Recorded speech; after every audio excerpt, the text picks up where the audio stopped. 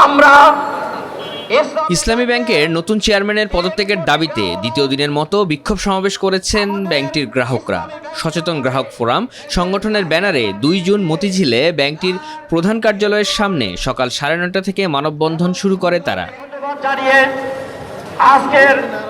আন্দোলনকারীরা ইসলামী ব্যাংকের নতুন চেয়ারম্যানের নিয়োগ বাতিলের পাশাপাশি ব্যাংকের সব পর্ষদ সদস্যদের পদত্যাগ দাবি করেন। আমরা যেহেতু চাই বাংলাদেশের শরিয়া ভিত্তিক ব্যাংক সেটা আরো বিকশিত হয়, এই কারণে আমরা এই ব্যাংকের সাথে সংশ্লিষ্ট হয়েছি। বাংলাদেশ ব্যাংকের মুখপাত্র যিনি বলেছেন যে রাজপথের আন্দোলনের মাধ্যমে ব্যাংকের চেয়ারম্যান পরিবর্তন হবে না, আমরা এই বক্তব্যের জন্য নিন্দা জ্ঞাপন করছি। এইটি মূলত গ্রাহকদের একটি আন্দোলন, ইসলামী ব্যাংকের সাথে সংশ্লিষ্ট গ্রাহক তাদের স্বার্থ সংশ্লিষ্ট আন্দোলন। এটাকে কোনোভাবে রাজনৈতিক কোনো কালা দেওয়ার কোনো সুযোগ নাই। তিনি মূলত আমাদের আন্দোলনটাকে মিসগাইড করার জন্য এই ধরনের বক্তব্য দিয়েছেন। তার এই বক্তব্যের জন্য আমরা নিন্দা জ্ঞাপন করছি।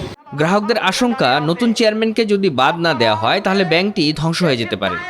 একজন লুটেরাদের দোসর, ফ্যাসিস্টের দোসর যে বাংলাদেশ ব্যাংকে থাকাকালীন অবস্থায় এ দেশের ব্যাংকিং ব্যবস্থাকে এস আলমের হাতে তুলে দিয়েছে, সেই রকমের একজন ফ্যাসিস্টের দোসরের হাতে আবার ইসলামী ব্যাংকের পরিচালনা পরিষদের চেয়ারম্যান এটা দেওয়া, আমরা এই সিঁদুরে মেঘ দেখে ভয় পাওয়ার মতোই অবস্থায় আমরা পৌঁছেছি।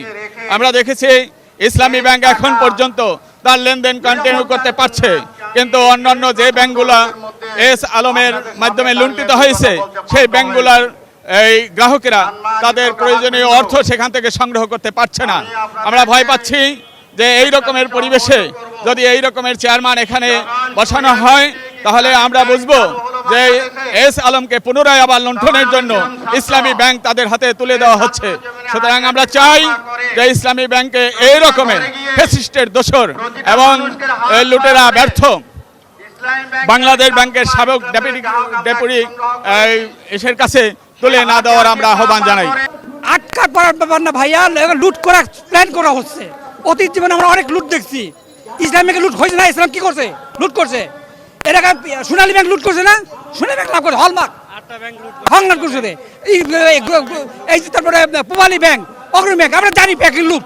এটা লুট করবে না, আমার টাকার কোনো ব্যাপার না। এটা ব্যাংক লুট করার জন্য আছে, সবার টাকা লুট করবে। সকল বাংলাদেশিরাই চাচ্ছে যদি এরকম ঝুঁকির মধ্যে পড়ে এবং এই বর্তমান খুরশিদ আলম সাহেব যদি থাকে, আবার এস আলমের মতো যদি বাইরের দেশে পাচার হয়ে যায় তাহলে অবশ্যই আমাদের আমানতগুলো উঠিয়ে নিব।